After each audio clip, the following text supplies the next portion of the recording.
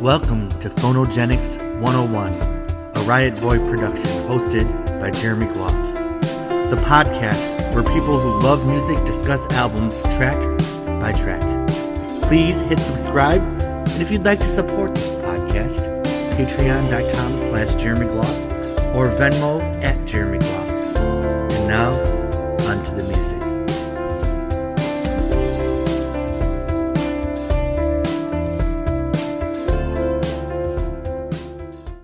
Hello, everybody. Welcome to a sunny Sunday afternoon. A little Joni Mitchell reference there. We're here continuing our Emmylou Harris track by track, album by album journey through her discography. This is going to be a multi-years project, probably, because there's over 30 official releases, I believe. And last month we started with Gliding Bird, which Emmylou does not really count as her first album. So today we're starting at the official beginning, Pieces of the Sky. So I have the two CDs, the original CD and then the reissue there. There's a well-worn LP. Gentlemen, would you like to introduce yourselves for the listeners? Sure. I'm Richard Flynn. I'm a former professor, retired professor, and a big Emmylou fan. So. Terje Morwood. I'm from Norway. I've been an Emmylou Harris fan since I was 6 years old, and I run Emmylou Harris's biggest Facebook groups and biggest Instagram groups in support of her and her works. And I think this is a joy to join you guys and talk about her music. Cool. Well, I'm excited that we're here to talk about Pieces of the Sky. So between Gliding Bird and Pieces of the Sky, a lot happened in Emmylou Harris's life. She started playing around in DC. I think didn't she move to Nashville for a little while and then move back home with her parents after that for a while? She did move to Nashville with her daughter. But also, she did move to Nashville, and then she kind of retired for a while there. She didn't see that there was any future in music anymore. She was tired. She was burnt out. Her record didn't go very well, right. And she was living on food stamps, so she was going back again to her parents who lived in Nashville. But I think it was a couple of friends of her that believed in her and wanted her to, play music, and they kind of talked her into it and she started to play a little bit again. But she recorded. She had recorded between that. She actually recorded with Jesse Winchester. Oh yeah, 1970. Yeah. She sang background on one of his albums before even he was known. So his first album, maybe. I think so. I have to look that up. I don't have the album, but you can digitally listen to it. Okay. Yeah, I've got all of Jesse Winchester's records pretty much. So yeah, I'm not sure if she is in the credits, but it is her. Mm-hmm. I will look that up for you. There's also, she recorded with a blues singer that lived in DC, a very famous blues singer. A black singer. I can't remember her name. She was living in DC. Anyway, between Gliding Bird and Pieces of the Sky, she was also in a folk trio. Right. Was that with Jeremy Gloff and Tom Guidera, or? That is correct. That is actually correct. And Tom was also her boyfriend at the time. Right. And they played on radio and different stuff, and they actually have a few recordings of them, and they sound great. Yeah. He was in Angel Band too, Tom Guidera. He was the bass. He was the bass player. And she also recorded a single called All the King's Horses. Mm-hmm. That was also with Tom. He was with her on that project, and John Guernsey. John Guernsey Group, yeah. Yeah, and because that she had already signed with Warner Bros., she was not able to use her own name on that album. So she used her publishing name that was the same as she used on Gliding Bird, called Hannah Brown. Mm-hmm. And Hannah Brown was her cat at the time. So that exists out there. John Guernsey passed away a couple of years ago from Parkinson's. But I spoke to him quite a few times about that project, and he talked about it gladly. You know what happened. She doesn't remember it. She said when I spoke to her about it. Well, they played it on the. They used to play it on WHFS all the time. They said it was a local hit in DC. What? Yeah, they were a local band. I saw all those guys, the John Guernsey group and the predecessor. Tom Guidera was originally in a group called Sageworth and Drums with Walter Egan. So you know, on the Grievous Angel album, Egan and Guidera co-wrote that song "Hearts on Fire" on that record. Interesting. That's new to me. Yeah. So what I do know is that after Grandpa passed away, Emmylou sort of like wanted to keep on doing music. She went over to Linda Ronstadt and she stayed a while there. Came back to DC, and I think it was John Starling who like said to her, you know, you should get a band together. And she had an audition. She invited people into an audition, and there were 4 people that was finally in her band, and they called it Angel Band. That was in 1973.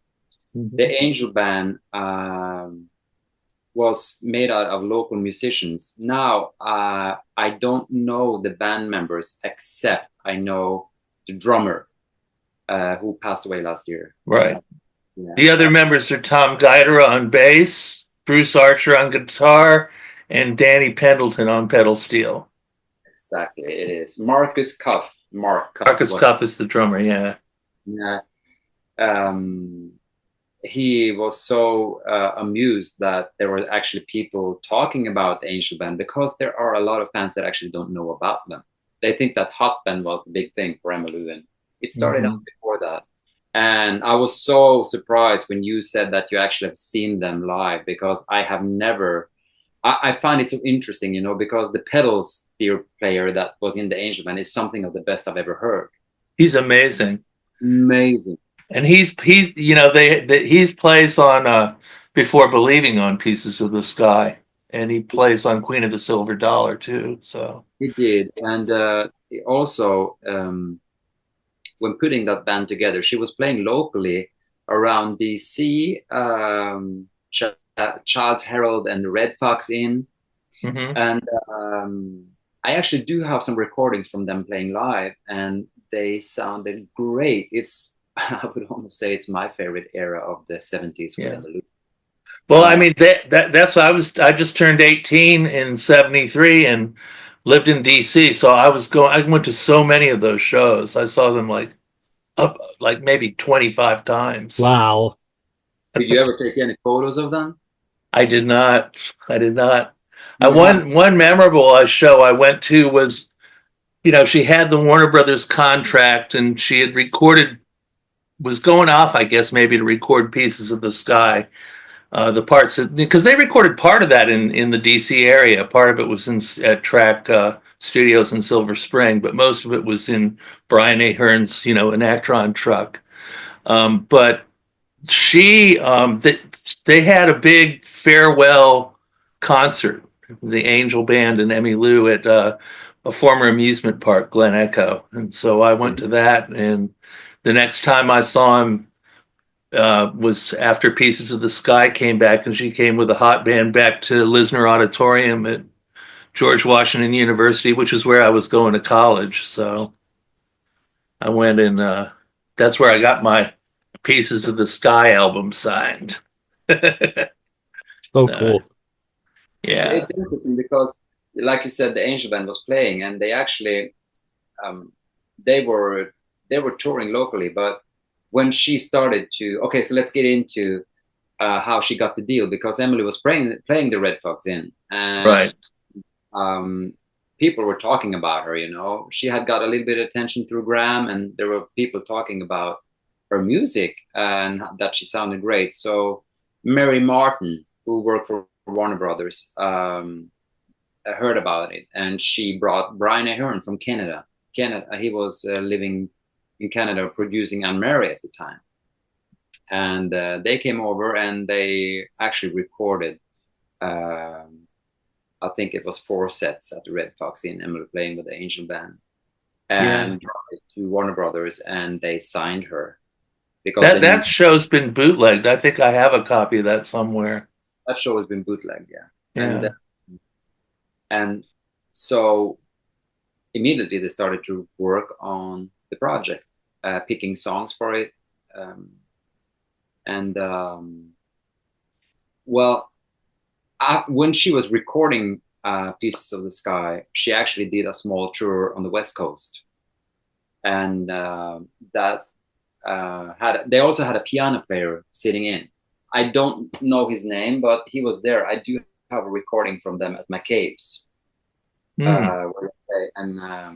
a lot of the songs that the Angel Band played with Emmylou are songs that she would later record on many of her albums to come. Interesting. Yeah, she'd been using those songs through the whole 70s, putting them on albums, and she already had played them. Songs like Last Date she would do with them. A lot of those songs that would be on her albums later. So it started out much earlier than a lot of people think when it comes to picking material for her forthcoming albums. But I think that they, like you said, interestingly, you said that the Angel Band started to record in Springfield. No. Silver Springs. Silver Spring. Okay. Yeah. So upon speaking with Brian Ahern, he said that they started to record with the Angel Band. She put down all the demos for the album with the Angel Band. And then they scrapped all of it, and they started to re-record everything again. So the album was recorded one time, and then they started re-recording it once more. Wow! And I think that might have been with the Hot Band, because they started to use musicians that Graham had used. You see, to get the sound that she had envisioned. That she wanted to keep the Graham Parsons flame alive. Yeah. Well, and they left 2 of the Angel Band tracks on the album, but each one of them they sweetened, like they put like Ricky Skaggs and other people on, added them to the original recording. So I think it's like, yeah, they did. Yeah, Ricky Skaggs had played fiddle, and they had Bill Payne of Little Feat playing piano as well. Right. And also Linda Ronstadt would sit in with the Angel Band. She would promote it on radio that Emmy was playing with the Angel Band. Rodney Crowell would sit in with them. But the sound of the album, which took almost a year to record, reminds me of the Angel Band, because the sound of the album is very different from her next albums. It's more simple. Do you know what I mean? Right. Yeah. Yeah, I do.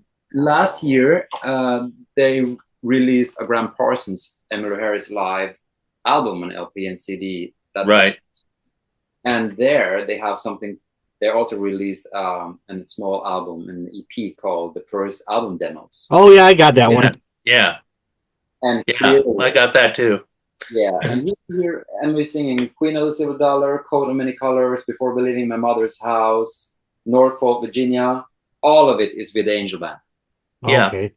And to me, they say it's the demos. It doesn't sound like demos to me. It sounds like this is actually the recordings that was done first. Yeah. So that's the original Pieces of the Sky. Before Believing is on that album. Yeah. And listen to the steel guitar solo that is on this version. Gives me chills. It is. It's great. The other thing is that that on that album, the song is mistitled because the name of the song that Bill Danoff wrote on that album is Our Father is the name of the song. Oh, it is, huh? So they got the title wrong on that, and they didn't credit any of the songwriters either. They did not. So, so that was Bill Danoff who co-wrote Boulder to Birmingham with her. Yeah. Who was with originally a group called Fat City, and then Bill and Taffy, and finally the Starland vocal band of Afternoon Delight fame. Oh, They also recorded a beautiful version of Norfolk, Virginia. I know they do. It's on. It's on. They were. I was big fans of theirs too. I actually went over to their house. So they were. You know, they were a big local group too, and I think they were really kind to Emmylou in that period when she was in DC. You live in DC now? What? You live in DC now? No, I lived there from the age of 8, from 1963 until 1988. And then I had to go get a professor job. So you go where the jobs are, Right. which is how I've ended up here in Georgia for 34 years now. What's Atlanta? No, Statesboro. Oh, right. Because my partner lives in DC, so that's where I usually end up when I'm going to the States. Oh yeah. Well, I love DC. I miss it, but it's a lot different than it was back then. So, well, let's see.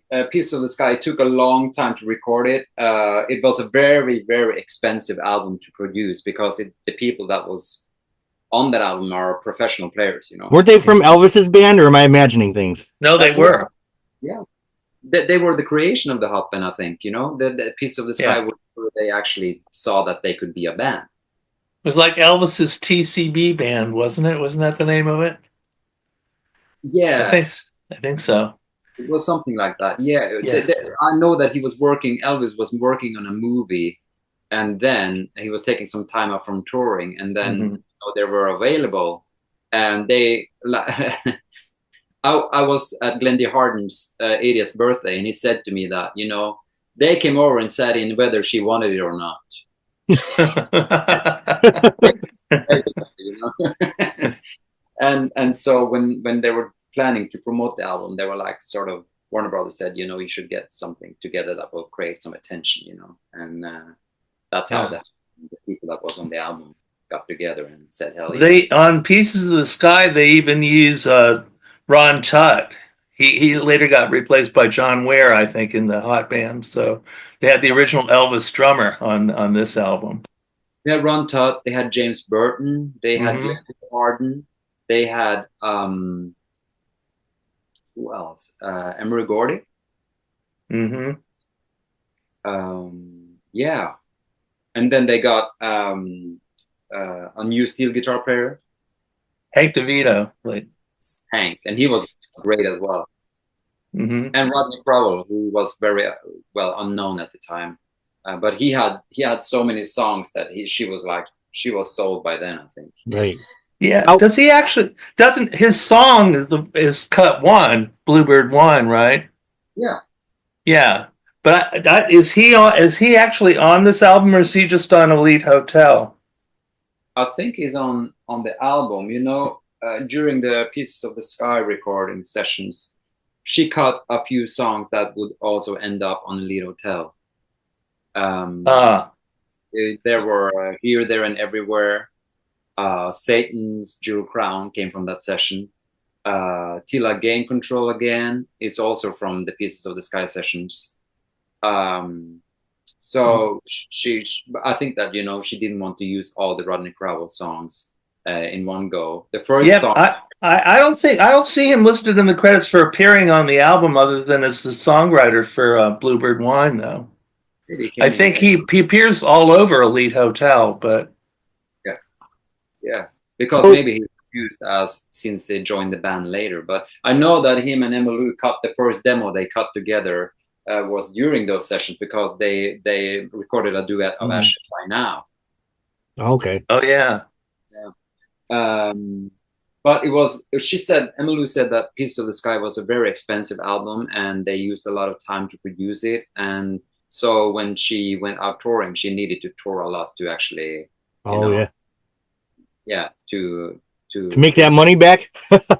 Yeah, and she got so much attention just because people were coming just to see, you know, James Burton play in her band live, because he was more than her.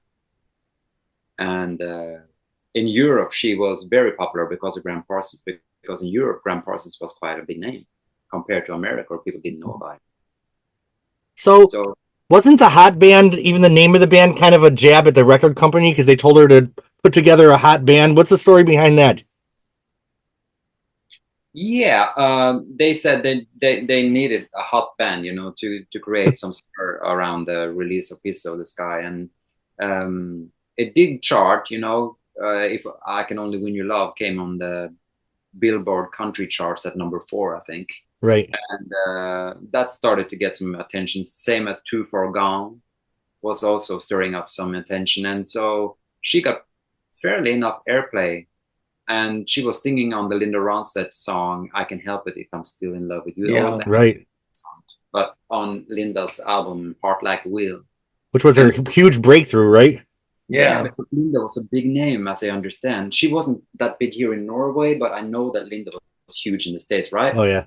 Starting with that album. She was pretty big before Heart Like a Wheel, but Heart Like a Wheel was, I think, a breakthrough for her. Right. Yeah, Tom Guider is on that album too, on Heart Like a Wheel. I didn't know that. That's a great album. I love that album. Yeah. One of my favorite Linda album, but I think that song "I Can Help It If I'm Still in Love with You" also got a lot of fair airplay.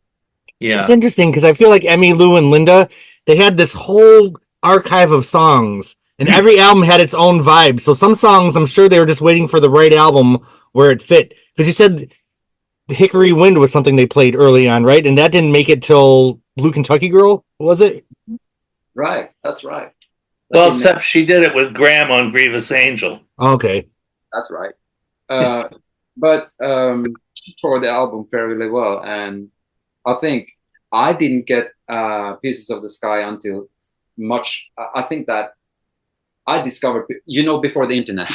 Right. I didn't have control of all of her albums, and I remember as a kid, coming to the record store and finding Pieces of the Sky, and I was looking at it and was like, why does she look older than she looks now?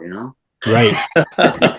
Because I remember how she looked so great on the Brand New Dance album, and suddenly I can see it in an album from 1975 with gray hair. I didn't get it, My mom, she had the vinyls of Pieces of the Sky, Luxury Liner, Quarter Moon, and Blue Kentucky Girl. So I remember her buying Blue Kentucky Girl at the record store when it came out. But it's interesting because these early albums, let's talk about the album cover since we're at it. This album and Luxury Liner, they kind of put a lighting on her where it makes her hair silver, which ironically, she did go silver many decades later. But it's interesting that that's the choice they made with these album covers. Very beautiful artwork. Here's the back cover from the vinyl. Yeah, it was also released in the long box CD, this album. Oh, wow. Those are rare now. Yeah, they are rare. That was a super saver. It is. I never opened it, though. I just and like you said, the album was released on different CDs, and the re-release, do you see it, or is it too... It's a little shiny, but that's the one I have here. Yeah, and that had 2 extra tracks on it, and one is California Cottonfield was cut with the hot band, and then you have Hank and Lefty was cut with the Angel Band. Okay. Oh yeah, Hank and Lefty was a hit or a song done by Stoney Edwards, who is a black country star. He made 6 albums for Capitol in the 70s, but people don't really remember too much about him. But so I feel like it's an interesting choice with this debut album. Instead of having, Emmylou's a beautiful human. Instead of having her looking straight at the camera, they kind of have this weird gray hair, like her looking down. They're kind of setting up the vibe for her whole career here. She's never an egomaniac. She's always very understated. What do you guys think of this as the choice of her debut album cover? It's interesting because they could have had her looking, very upfront center, looking right at the camera, and they didn't do that. It's an interesting choice, I feel. Interesting choice, and then the next album after that comes with a hippie rock and roll look, that right. Totally, she looks like this innocent angel girl on this album, but the next one was like powerhouse. Right.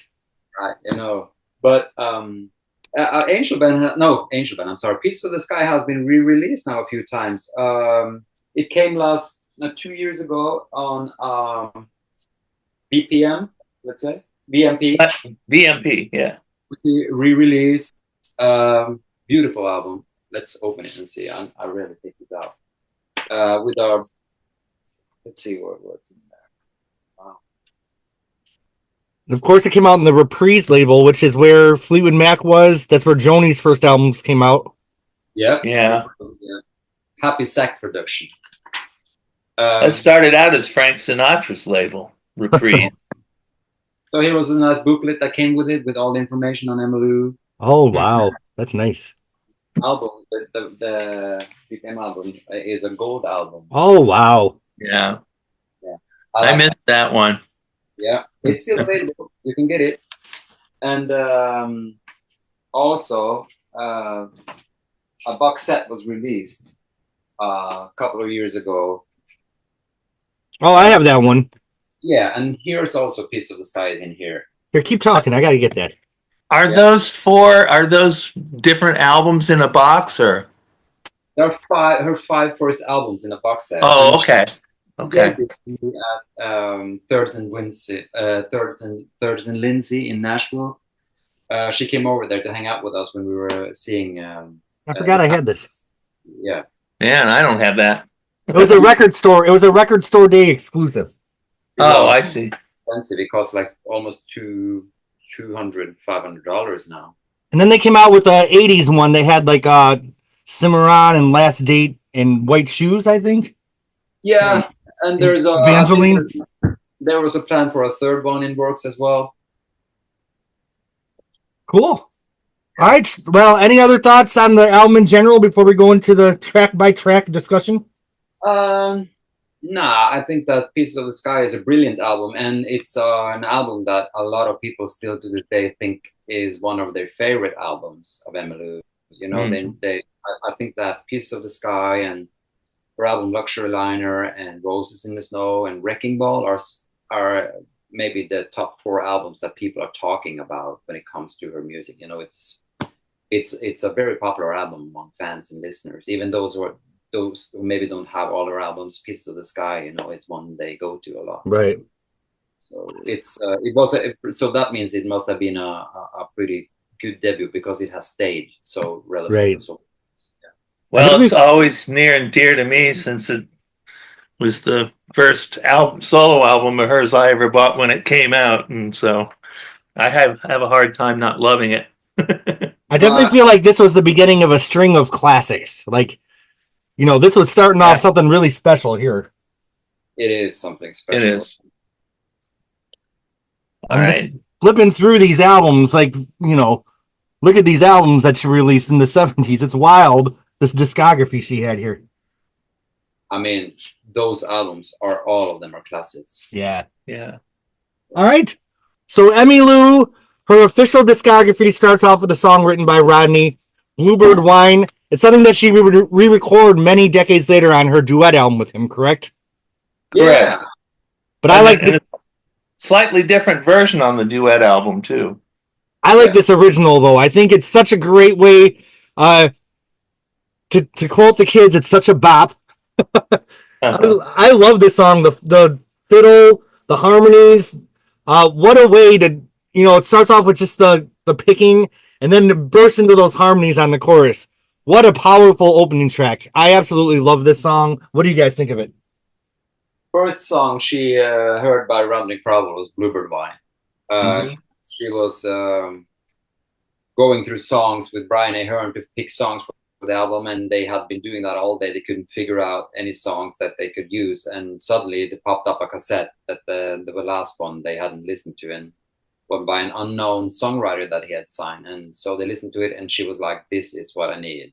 Yeah. And the tape was Bluebird Wine, you know, Till I Gain Control Again, and Song for Life, and his, you know, Ashes by Now. And so she was like, we need to contact this guy. So also Win Skill said that, you know, when he heard Bluebird Wine was playing that, he knew that that's why he wanted to, you know, do music. So it is a great song, and I love it. I think that song used to be a showstopper, you know, during her tours with the hot band. Absolutely. Yeah, they needed this. They needed this real upbeat song to start the album as well. I think it's a great starter for the whole album, and it brings in that fiddle's played by Richard Green. He is He was in a lot. He was in C Train for a while, I think. So he was a pretty well known session fiddle player. You would play with Al Perkins then. Yeah. Yeah, he played with Al Perkins. Right. Yeah. So Bluebird Wine. Yeah. My favorite. I love listening to Bluebird Wine. I put it on very high on my speakers when it comes on. Because it's a cool song. It's definitely a song that I listen to when I need to pick me up. You know, am I going to work? Am I going to somewhere about to have a good time? I think, you know, Emmylou is very well known for her ballads and for being that angel voice, but I feel like some of the upbeat stompers that she does, people forget that she can, you know, she can really get things whirled up and riled up. And that's, you know, I go to Emmylou maybe even more for her upbeat songs than the sad ones sometimes. And, you know, Bluebird Wine, Leaving Louisiana, Oh yeah. only the you know stuff from Brand New Dance. I like the upbeat stuff there. What's the song Wheels of Love? Like I just love that upbeat stuff from Emmylou. And I would love if she came out with one more album with just some stompers. Like bring it back, get the barn doing the square dance. I don't know. So Bluebird Wine, it's definitely one of my favorites. Sometimes I just pull out the CD just to listen to this song. Right. Me too. I love the backup singing on this album pretty well. And here on the very first cut, you've got Faye Sue Starling, who used to be married to John Starling, and Herb Peterson, who also does the "If I Could Only Win Your Love" duet with her. And then, I mean, the backup vocals really do a lot for this album, I think. And you get it right off the bat. Yeah. Party's just started. The part, and that's like almost a thing for her whole career. You know what I mean? The party's just started, and I just saw her in concert last year or the year before. I can't remember. I think it was last year in Tampa, and just as good as ever. You know, how many years later is it? 40, 50? I'm not even doing the math. It's been 49 years. Okay. Next February, it'll be 50 years. This album will be 50 years old. Yeah. So the party's still going. It is, yeah. All right. Well, I give Bluebird Wine definitely 2 thumbs up. I think it's one of my favorites, a song I go back to a lot. Yeah. And I feel like this album is very much a template for how Emmylou would sequence her albums in the future, especially the next few. Starting off with a stomper, and then you go right into the ballad from there. Too Far Gone, things slow down very quickly, very fast. This is very, you know, Bluebird Wine. I feel like that was a little bit more modern. Too Far Gone's more old timey country, wouldn't you say? Well, it was recorded by Tammy Wynette first in like 1967, and you know I have to say that I love Emmylou's rendition of this song. There's so much emotion in her singing in this song that it's heartbreaking me to hear her version. I much prefer it to Tammy Wynette's version. Interesting. Yeah. It's a very different something like that. It's very different, yeah. It was written by Billy Sherrill, who produced, you know, George Jones and Tammy Wynette, and a big Nashville sound guy. He did produce that song for Tammy as well, I believe. Yeah, he produced all of Tammy for a long time. And it's interesting because if this came out in 75, the song would have just been 8 years since the Tammy version. And think about if someone covered something that came out 2016. And then kind of made it their own. You know, I feel the music world's so different now than it was. It wasn't a favorite of hers. She wasn't the one that picked that song for recording. It was Brian Aherne who said that you need to do this because this is it will That's interesting because she really inhabits the song in her vocal performance. And if you heard in the Too Far Gone live, it's amazing live. He talked her into record that song, but I think that she liked it when she heard it. Because she still puts it in their set list every now and then. Okay. Yeah, it's an interesting song. And I think that the single for Too Far Gone, if I'm not mistaking me now, wrong here, but I think that the B-side of that single was Light of the Stable. Oh, really? Wow. Yes. She recorded Light of the Stable during those sessions with Dolly Parton, Linda Ronstadt, and Neil Young.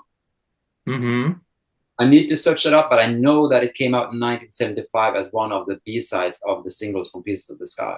Well, here, that little box set comes with an extra 45. It has Light of the Stable on one side, then Little Drummer Boy on the other. But that might have been from the 80. That is release. That's from the Light of the Stable album, I guess, right? They recorded a Christmas single. Yeah. I don't think it was a Christmas single when it was released in 75. Right. No. Yeah. But anyway, yeah, Two for Gone, great song, love it. Yeah. I will say it reached the lower ends of the chart, I think like 74 or something like that. Too Far Gone. Yeah, that's correct. I'd say for me, it's not one of my favorite Emmylou songs, but I appreciate the sincerity of the performance. Well, I really love that old classic country song. Okay. I like the violins and the orchestra in the background. Mm-hmm. Yeah, and Glenn D. Harden did the string arrangement. So. He did, yeah. Of course he did. All right, well, we're moving on. We're picking up the tempo a little bit. If I Could Only Win Your Love, this is where I come back on board. I think it's just a beautiful mid-tempo, great harmonies. The harmonies are locked like this. It's a song that charted. I love this song. I think it's perfection. What do you guys think of this one? Great. I discovered the Louvin brothers through Emmylou. Oh, yes, sir. Yeah. Oh, come on. I mean, they are. Anyone has to listen to the Louvins. Yeah. This was her hit from the album. This is the biggest hit on Pieces of the Sky. Still to this day, she plays it. If I Can Only Win Your Love. She loved the Louvin brothers. She would record tons of Louvin brothers songs later. Mm-hmm. Yeah, it charted at number 4, as I said earlier, and it is as country as it gets. Yeah, I feel like and to lock in those harmonies. I mean, the Louvin brothers had that blood harmony, right? Being brothers and all. She and her, they pretty much get there on this album in their vocal performance, I would say. They do, yeah. And I think that's another thing that Emmylou is very well known for. Is she was definitely a curator of songs, whether she was shining a light on, newly discovered songwriters or taking things from the past and bringing them to a new generation. So I would guess probably in 1975, the Louvin brothers weren't on everyone's mind, and she would definitely brought them. Like, I bought some of their CDs through these albums and loved them. So I think in the 70s, mandolin was not used as much in country music at the time. So it was John Starling. They were figuring out the instrumentation on that song, and it was John Starling who said to her that you should put a mandolin in it. And they were like, should we? And they did. That was the first country song that charted with a mandolin since the 50s. Wow. Yeah. But they didn't put mandolin on it. Doesn't it have the solo though? The solo's a mandolin, isn't it? Yes. Well, it's not credited. Let's put it that way. Oh.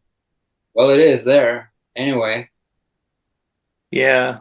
Yeah, I remember it from the solo. Well, If I Can Only Win Your Love, definitely 2 thumbs up. You can get a lot of those over all these podcasts because Emmylou very rarely did a mediocre song. Well, the next one, how do we even talk about this next song and give it justice? Boulder to Birmingham. Jesus Christ. Yeah. What can be said? Emmylou's one of the songwriters here. She's writing about Graham. Even thinking about this song brings I'm getting a little emotional because damn, how much power can be packed inside, 3-4 minutes? Jesus Christ. Especially when you know the story. Yeah. Yeah, it is one of her best songs ever. And she had written that song, the whole song. Actually, she wrote it herself, and she had the chorus, but she didn't. No, she had the lyrics, and I think she had the chorus, but she didn't have the melody to the verses. Okay. So that's where she needed some help, and he came up with Bill Tanev came up with this, beautiful.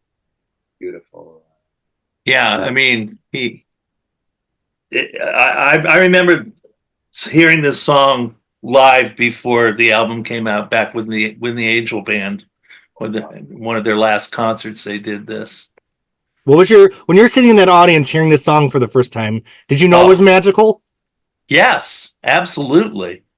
Absolutely. I mean, I also have so many personal identifications with this song, like listening for the sound as the trucks as they roll down out on 95. I mean, you know, I'm in DC out at one point living kind of in the suburbs and hearing the traffic on I-95 there. It's like, and feeling that whole set of kind of high lonesome feelings over that, the sound of that traffic, you know.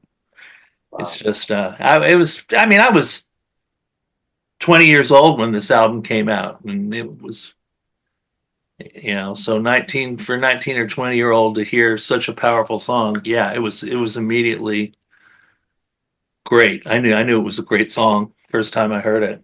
You knew that she was going to be somebody. Oh yeah. Yeah. And it's interesting because, Emmylou only wrote sporadically throughout her career until, of course, Sally Rose and then Red Dirt Girl.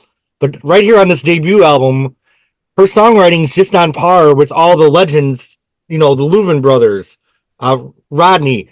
But Emmylou just as strong, if not, this might be the strongest song on the album, and she wrote it herself. I don't know. This might be the strongest song of the first decade of her career, or one of them. Yeah, It's a wonderful song. I was at a dinner party last night, and I took my guitar there and I played this song last night, and I was in tears by the end of it. I couldn't keep it together playing this song. Uh, That it's lyric, the what? lyric of the lyric of the hardest part is knowing I'll survive. I feel Yeah. like that's like a theme of my life. Like, how do we just keep going with so much pain and tragedy? And Emmylou, she really is the Sally Rose that just went up on the stage and just kept singing the songs and kept carrying the torch. So yeah, yeah. It's a very sad lyric and it's very real. And you know that when she's writing that she actually has been through it because the whole she sings it with such much emotion. Um, and still to this day, she plays this song as an encore on most of her concerts. And and, people, yeah, and something has to be said for Brian's production because even the production choices of the recorded version, the way everything swells, the strings swell, like it's not only a great songwriting, but it's a great production of a great song. So all the pieces are magical here in this recording. I feel like her performance, the production, the performance of the band, the harmonies, the song. I just feel like every box is checked here. Perfection. I yeah. love the way that he delays the entrance of the strings in the song, so you don't hear the strings right at the beginning. So if anyone, I do have they released an album many years ago now called Producer's Cut. It was songs where Brian Aherne had picked his best songs, favorite songs from her career, and he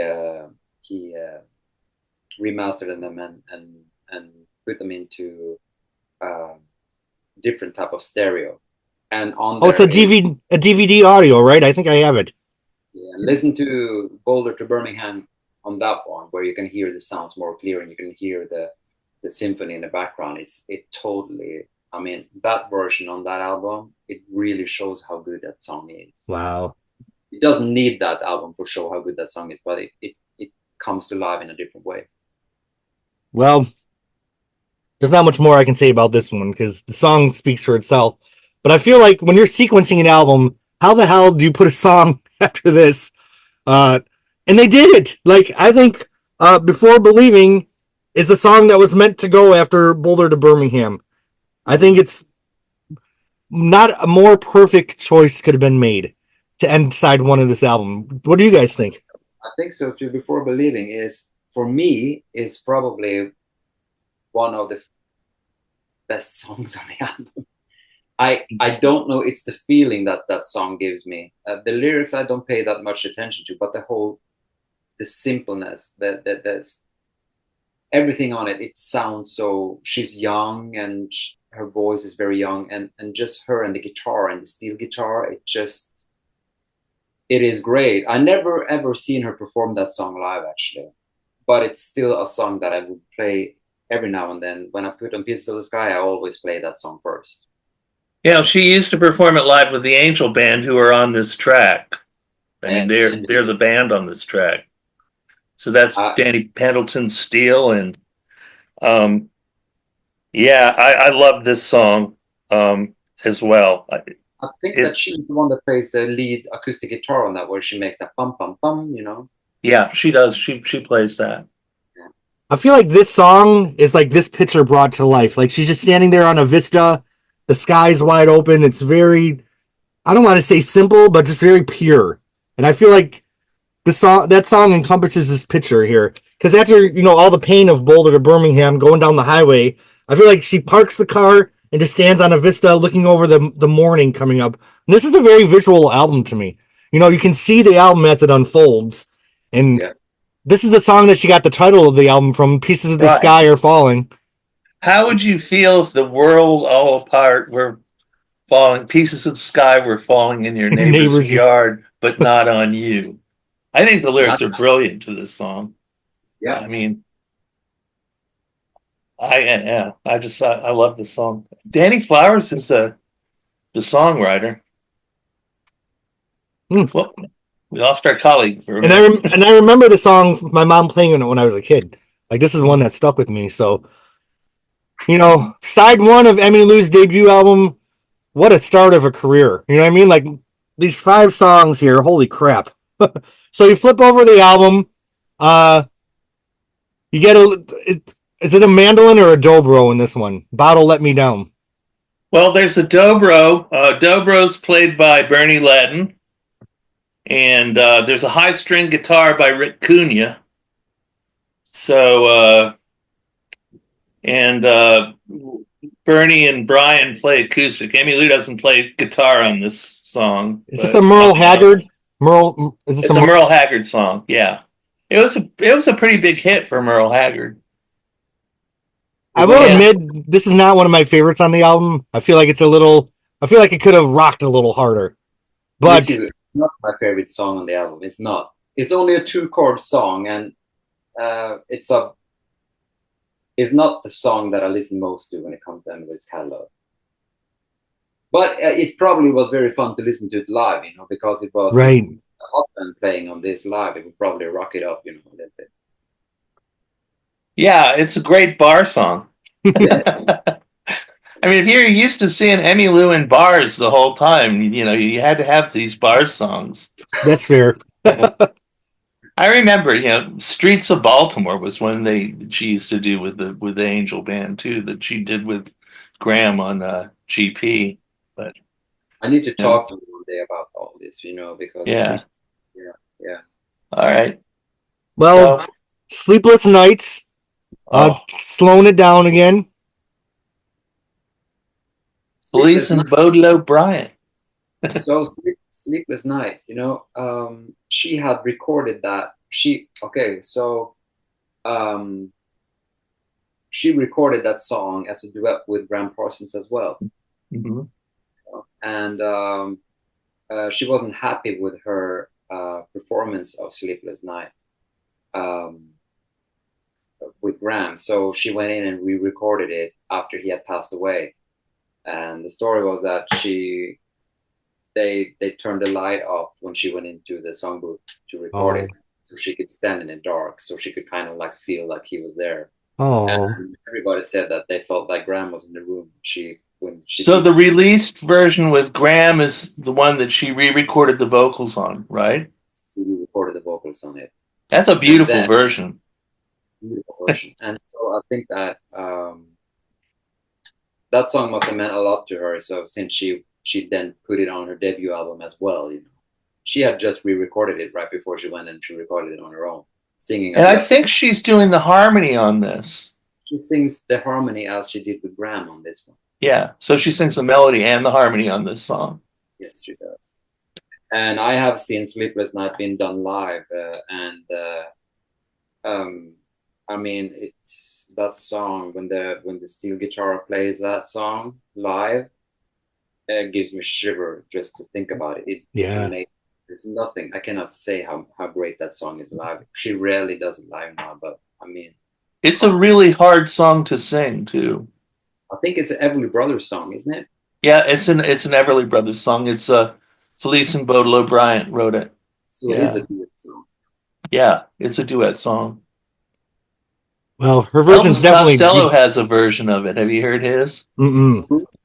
Elvis Costello does a version of it with Emmylou. with Emmylou on the Graham Parsons tribute CD. Yeah, and he does it live. They did a tour together and recorded a Blu-ray for that. And she's. Oh. But Sleepless Night is a favorite. I love it. I do too. I love the bridge. Listen to the bridge. If you haven't noticed, the bridge is amazing. It goes up there. It's just like she just slides so easily with her voice. It's amazing. Yeah. Well, next on the album, now it's interesting because Joni Mitchell just came out with a box set of archives, and Joni's talking about Dolly Parton. And Richard, did you read the liner notes of the archives yet? Yeah, I don't remember the Dolly Parton part though. Remind me. So Joni was talking about how in the 70s, it's not the Dolly that we know today. She said Dolly just had short hair, came in with a baseball hat, a jacket, Right. you know, and you think of those early Dolly albums, she was truly just a wonderful songwriter, great musician. And, you know, I love what Dolly did to reinvent herself as more Hollywood in the 80s and more glam. And, you know, she's endured. But I love the pureness of 60s and 70s Dolly Parton. And in the box set, Joni was talking about how just plain in a beautiful way Dolly was when she came in. She heard Hajira and said, "Girl, if I thought that much, I would just drive myself crazy." But, you know, Emmylou, when she recorded Coat of Many Colors for this album, was she friends yet with Dolly? Had she even met Dolly yet? Or does anyone know? No, she recorded that song before she met Dolly. Mm-hmm. And the record company set up, you know, a meeting between them because of that, you know. And Dolly came over and she visited Emmylou when she lived in LA. And that's where Emmy called. She's told this story many times. She called Linda and she said, you know, hey, Dolly's coming over. And so Linda, she said she had a 40 minutes drive from where Emmylou lived, but it took only 20 minutes. And she forgot her shoes in the car to get over there to meet. And that's where they actually played together for the first time. They sang, you know, When I Stopped Dreaming, the Louvin Brothers songs. And Bury Me Beneath the Weeping Willow. That's when they knew that they had the harmonies. She actually said, Emily, that first time she met Dolly, she met George Jones at the same day. And it was so exciting to her that she actually went back and she threw up because she was so out of that situation. But they became friends pretty fast. And since Emmylou recorded The Coat of Many Colors, Dolly decided to record Boulder to Birmingham. Right. And she released that on her album the next year. All I Can Do, I think is the name of it. Yep. Yeah. I love that album. I know this is getting a little ahead of ourselves, but Emmylou's version of To Daddy came out well before Dolly's own version came out. So hers was the first release version of that song. There's a story to that one, but I will tell it later. Well, future podcast, right? But you know, when did Dolly come out with Porter Wagoner? 65, 66, 67. So, you know, she'd only been around for 8-9 years and she was already in such high regard to her peers. You know, she was known as a legend. I feel like not even a decade into her career, and well deserved. You know, what a Coat of Many Colors, what a beautiful song. You know, I do think Dolly's version's the definitive. I do. Hers came out in 71. Right. Dolly's title track. Yeah. I think Emmylou does it justice. I think it's a nice version of the song. She just you know, she does a different version, so it's good, you know. She didn't copy Dolly; she did her own way. And Dolly's song, it also goes up a note, you know, half toned or something during the second verse. So right, she did it her way, and it fits the album. Yep. Yeah. Well, Dolly had so many great songs by then. Jolene, My Tennessee Mountain Home, all those songs were out by then. So no wonder she was the legend. Oh, gosh. And like, so many of her early albums never came out on CD. You know, and so I just had to buy the vinyls because they never properly reissued all of Dolly's catalog. You know, she wrote Jolene and I Will Always Love You in the same day. Jeez. That's correct. But I mean, my favorite Dolly Parton album, not to go away from this topic, is My Blue Ridge Mountain Boy. Oh. That album has never been re-released. Her husband is also on the front cover. That's Dolly's husband. That's a dark album, right? Aren't some of the songs really dark on it?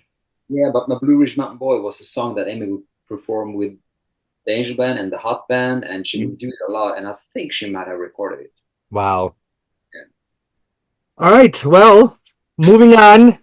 Emmylou likes to record Beatles songs here and there, and I was never a Beatles fan. I know.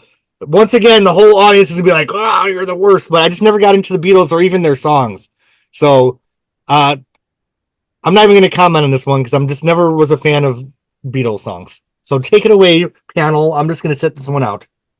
So I would say 401 is, well, I'm not gonna swear in church, but I would say that the version Emmylou Harris did is not because it's her, but because that song is so different from the Beatles' original song, the Paul McCartney version. It doesn't sound like the same song. That was an up-tempo song that they did. It's a totally different version, and I would say that Emmy's version is it's beautiful as a ballad. It's a beautiful. I totally agree with you on that. I think this is the one that has Amos Garrett's lead guitar solo on it. Yes. That alone is worth listening to the song. But Paul McCartney's version is just kind of, I don't know, it's kind of sing-song in a way. Yeah, which album is it from? Which Beatles album? Revolver. Okay. It's on Revolver. That song being played much on radio by the Beatles. I never heard that they do that song much. But Emmy, she has done that song quite many times. Is it true that Brian Ahern talked her into doing this too? Or? I don't know about that, but I know that she was a Beatles fan already because she recorded Here, There, and Everywhere and For No One at the same time. Yeah, and they put the other Here, There, and Everywhere on Elite Hotel, so that's. Yeah, I think 2 Beatles songs on the debut album would probably too much, Is it fair to say that this is like a recurring theme that as we go through Emmylou albums, sometimes songs would be left over from the previous sessions that just fit more on the next album? So this will happen a lot, right? It happened, yeah. And I think it must be a favorite among people because, she played it at the White House for the Paul McCartney tribute show. Oh. With Obama. Mm-hmm. And she played For No One. And Obama, he's a huge Emmylou Harris fan. Yeah. That's good. Later. But she chose that song. She could have done Here, There, and Everywhere, which was like almost like a hit back in the 70s on that show, but she chose this song. So I guess it's special to her. I actually think that For No One has more emotional resonance for me in her performance than Here, There, and Everywhere. Right. Yeah, I can see that. Yeah. All right. It's commercially a little bit different than Here, There, and Everywhere because it's more like Here, There, and Everywhere it's. I think it got a lot of airplay on radio. Yeah, it did. Yeah, but this song did not. But I have never skipped it once it comes on my stereo. And I didn't either, even though I'm not a huge fan of Paul McCartney's songwriting. I never skipped it. I never skipped this song. I do like it. But you like it today, don't you? What's that? Well, I'm more of a Leninist myself, but I think the only time I like Beatles songs is when female singers I enjoy cover them. So, right. I did like "Wonderful Christmas Time" though. So there you go. Anyway, back to Emmylou Harris. The album ends with a Shel Silverstein song, who you know from writing "Where the Sidewalk Ends" and what was it, "Light in the Attic"? Was that the name of the book? Yeah, he wrote a lot of songs though. He wrote "A Boy Named Sue." He wrote a Ballad of Lucy Jordan. He did. Emmylou Harris or Marianne Faithfull. I mean, yeah. Which is someday I want to do a Marianne Faithfull podcast series because I'm a huge Marianne fan. Great. Well, this is Emmylou had a lot of. Oh, go ahead. Sorry.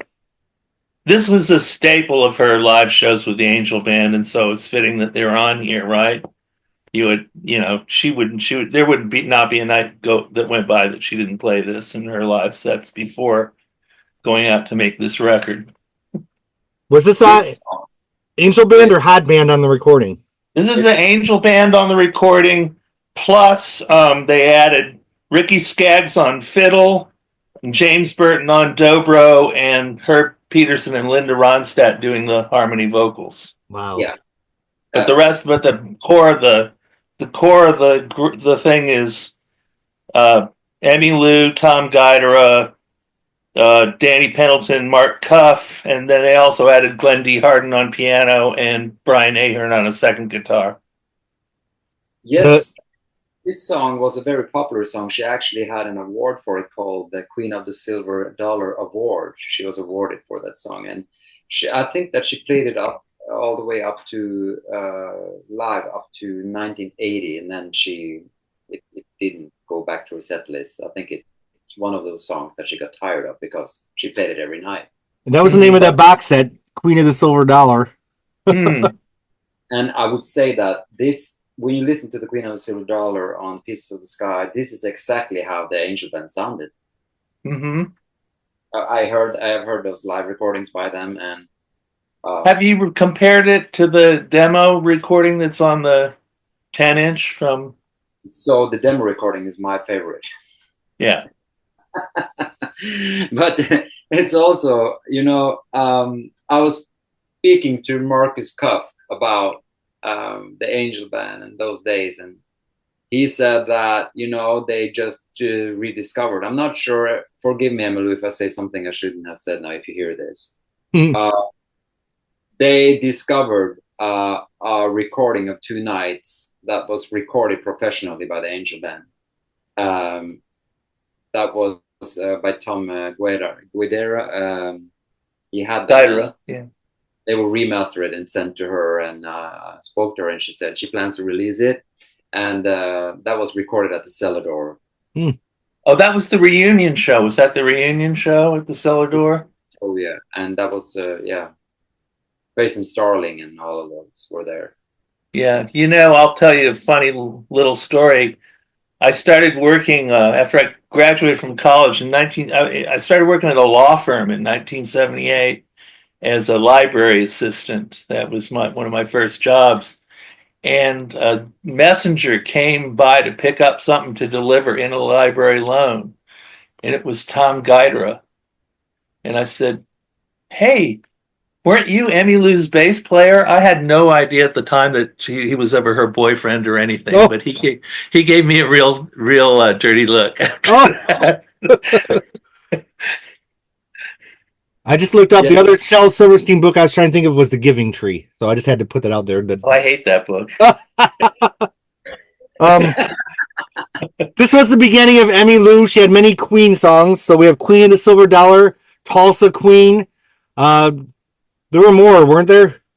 She co-wrote Tulsa Queen with Rodney. Yeah. Right. Well, Queen of the Silver Dollar, I like that song. I listen to it a lot. I like it. It's a country song that is a happy song. It's the lyrics is a little bit like what that is about, but but anyway, it's a happy song for me. The melody, and it jumps, and the end when she starts singing, the da da da thing. I think it's really a cheerful song. I think it's a nice bookend to the album that started off with Bluebird Wine. So it kind of wraps things up. Then you can go back to the beginning. So I love when the last song makes you want to start over and go through the whole album again. And I think this one, it's a country song. Right before it comes, they have For No One and Before Believing. It's not country songs, I would say, but with this song, it ends as a country album.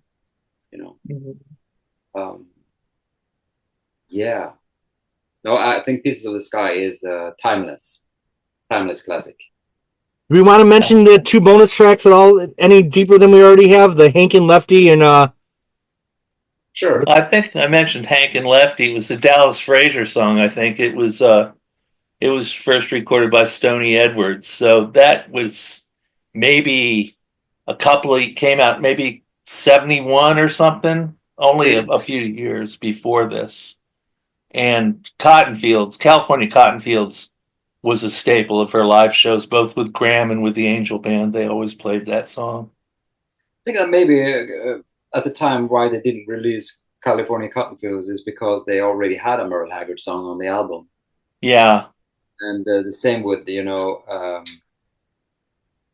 why they did Here, There, and Everywhere, but that wasn't released on because they already had a Beatles song. So so it wasn't like, same with Rodney Crowell, Bluebird Wine, but they didn't release other Rodney Crowell songs on this album because they wanted to, Well, I really like California Cotton Fields as a song. I think that's a great piece of songwriting there. Now, all these reissues came out around 2003, right? Early Yeah. 2000s. And these are the versions that are kind of left, when you go on streaming services, these are the ones that are going to be the definitive versions for future generations. So my question is, were the bonus tracks, because they reissued them up through Roses in the Snow, right? So.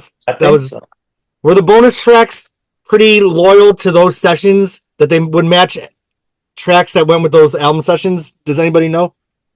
No, for me, I would say no, because a lot of those, well, for this album and for A Little Tell, these songs, extra songs on Piece of the Sky, were recorded during the sessions. Okay. The rest of the 4 other albums that were released had songs that had nothing to do with the same sessions that the albums were recorded. Okay, that's what I kind of suspected, but I wanted to ask the expert. So I would say, A Little Tell, we will come to that next time, but You're Running Wild was just a demo, and the other thing, Cajun Born, is it called, was recorded live a few years later. Okay. All right. So yeah, I think that, it's for me, they could have re-released it. And now again, I surely hope that one day that a Rhino or Warner Brothers or somebody will actually dig into the archives and release the demos like they have done, which is very popular now by many artists, like you said, Joni Mitchell, right. Bob Dylan, and they're like digging into their archives and really, really giving people a lot of unheard material. And as good as Emmylou are, and as a perfectionist, I know that her demos and the songs that she did back then are as good as anything else. Sure. And I really hope that, if they're going to re-release Piece of the Sky in the future, that they will make that will be perfect for next year when it's 50 years old, right? Yeah. Yeah. If anyone's listening. Send with A Little Tell, put out some new material from those 2 1975 albums. Listen, Emmylou, put it out there. We want to buy it. Richard, we need to tell our friend Sam from the Joni Mitchell group, because he's the insider over at Rhino. Oh yeah. You know him? Yeah, we know him. I know him. Yeah. I'll call him. You know Sam? Sam. Sam Stone. Sam Stone. Sam. But so I want to say something, because Emmylou, she toured this album a lot with the hot band if she was promoting it, and she took it overseas, as you guys say over there, and she played it in London, and that show was a fantastic show. It was the reviews was crazy. That show was recorded both for radio and TV. And that show exists. 6 songs has now come out on TV where you can actually see her, and she performs with the hot band. She's on fire. That was the first concert she did with the hot band live. Wow! And it is all recorded, and she uses the same clothes that she wore for A Little Tell, with the fringes and stuff. And she's rocking there with James Burton, singing Jambalaya, singing Together Again, Tonight the Bottles Let Me Down, Bluebird Wine. All of those songs exists in the can. So I would say that if Rhino get a hold of anything like that, put out a Blu-ray and a live concert of A Little Tell and and Pieces of the Sky. That's what I wish. I want that for Christmas, and I want the demos. That's what. So give that to us, Emmylou and Rhino and Sam. Yeah. All right. Well, we've come to the end of the discussion. What do we rank Pieces of the Sky on a scale of 1 to 10? I know it's hard to do with the breadth of the catalog that we're tackling here. But who dares to go first? I sure don't. I'll go 10. A 10. Perfect album. Yeah. You think it's perfect? I think it's a perfect album. God, I hate this thing to say things like this. It's a 10. We got two. Well, I must admit that I never loved side 2 as much as side 1. And there's other albums of hers that I think every song is legendary. And I don't feel that. So I think I'm going to give this one an 8 because side 2 sags to me just a little bit. But Boulder to Birmingham, you know what? I give it a 9 because Boulder to Birmingham's on this album. And that's one of the best songs that was ever written. Okay. But there's some albums coming up that I just am devastated by almost every song on the album. And not just in the 70s. I mean, she did legendary work in the 80s, the 2000s, the 90s. So we have a lot to talk about, my friends. Yeah. I mean, there are not a single bad Emmylou Harris album out there. So that's the problem to start rating those albums here, because Emmylou Harris, she produces quality. She does. We don't have to rank them. We just have to rate them. Yeah. I mean, there's on all her albums, there are always a song or two or maybe three that are favorites, Of course. Yeah. So it's difficult because the quality, and she has such a good taste of finding songs. It's and she makes them her own. She has this ability to actually make the song sound as an Emmylou Harris song. Mm-hmm. One thing we didn't talk about is I love the little angel drawing by her, because I remember that from when I was a kid. That really made an impression on me. Yeah. Anyone know the story behind that? I mean, it's an interesting choice. It says, well, I wrote, what did I read the other day? It says that the name on the credits, there's someone was drawing that. Lisa Phillips. Yeah. Lisa Phillips. Who's she? Lisa Phillips, if you're out there, we love your... Lisa Phillips. Yeah. It's interesting. They have the logo like in the booklet, so it's something that was definitely part of the album here.